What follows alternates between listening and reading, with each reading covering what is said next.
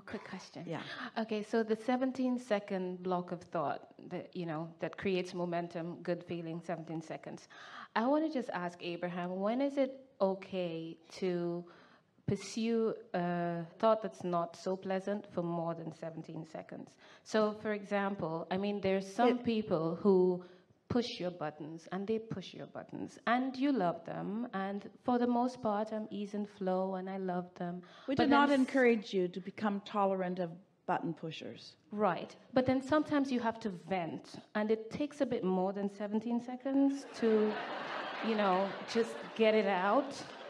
So I believe in emotion expressing. There's nothing wrong with it at all, but just understand what's happening. That when you are venting in that way, just call it a step one moment. In other words, step one, step two, step three. Step one is asking. And sometimes in the strongest venting and contrast, you are launching rockets of desire that are particularly pointed and refined and redefined and amended. In other words, sometimes a good button pushing causes you to clarify in a stronger way. And all of that is necessary to motion forward. So don't beat up on yourself about it. Just don't make a lifestyle of it, you see.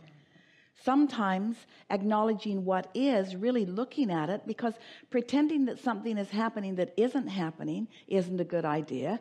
The universe is not hearing your words. The universe is knowing what you mean. So pretending that you don't feel something when you're feeling it is counterproductive too. And so sometimes by talking about it or venting about it, it gets out there where it's more obvious what you don't want, yes, but it's also more obvious what you do want. Esther has noticed, because she vents from time to time, but she's noticing that the recovery time is shorter and shorter. In other words, there's no pleasure in that venting.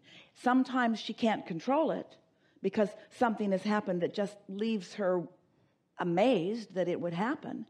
But the amount of time that she's spending talking about it's getting shorter and shorter. And there's never any pleasure from it, ever.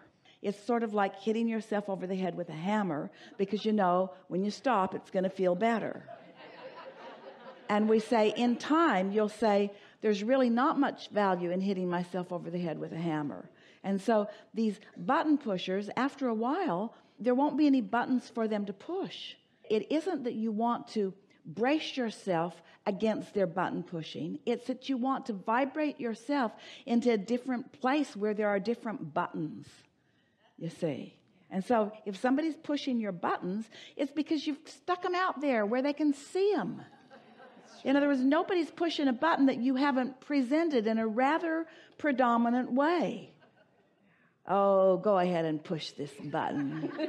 Just go ahead, push it. Just go ahead and push it. I'm ready for you. I've pre-paved this. I'm ready for you. Where you just want to put the buttons away.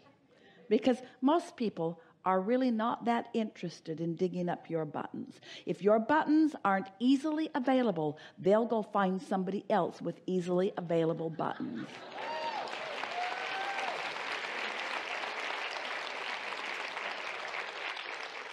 I'm just being me with my buttons, so. Well, it's an aspect of you. It's a clarifying aspect of you. It's a step one aspect of you. Yes, it's a part of you, but you're also being you when you are speaking with appreciation. You're also being you when you are looking for positive aspects. You're also really being you when you're lined up with who you really are. You're really you when you have that really good timing. You're really you when you consistently, for far longer than 17 seconds, are offering a vibration that holds you in that place where good things are coming around you. We're not asking you to change your personality, and we're not asking you not to react. We want your guidance system to be working for you. We just want you to work your guidance system. We want you to acknowledge the difference in how you feel and notice the improvement in how you feel, and understand that it's not your role to convince anybody about anything. It's not your role to even convince them about the things that you feel strongly about. It's not your role to prove yourself right. It's not your role to make them wrong. It's your role to feel good. It's your role to tap in. It's your role to tune into the vibration of who you are, because there is no going back. You cannot be less than you are becoming or that you have become. And so your buttons, the more in alignment you become, the more those occasional buttons feel uncomfortable. And that's a good thing to acknowledge. You're really pushing my buttons in a strong way because I don't usually go here. This is not normal for me. This is not how I want to feel. This is not who I am. This is something that I'm leaving behind. Until you'll notice things will come up that formerly you thought that sort of end of the world for you. And they'll come up and you'll just sort of laugh at them because now they're in context. Now the powerlessness of things that were formerly big button pushers will just leave you standing in a place of such confidence that you'll even remember, I remember when that pushed my button.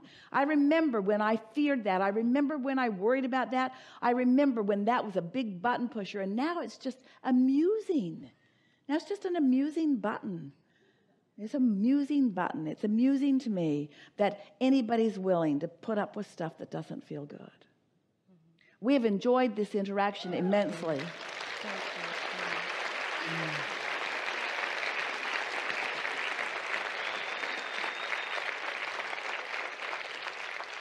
Have fun. No homework. There is great love here for you. And for now, we are complete.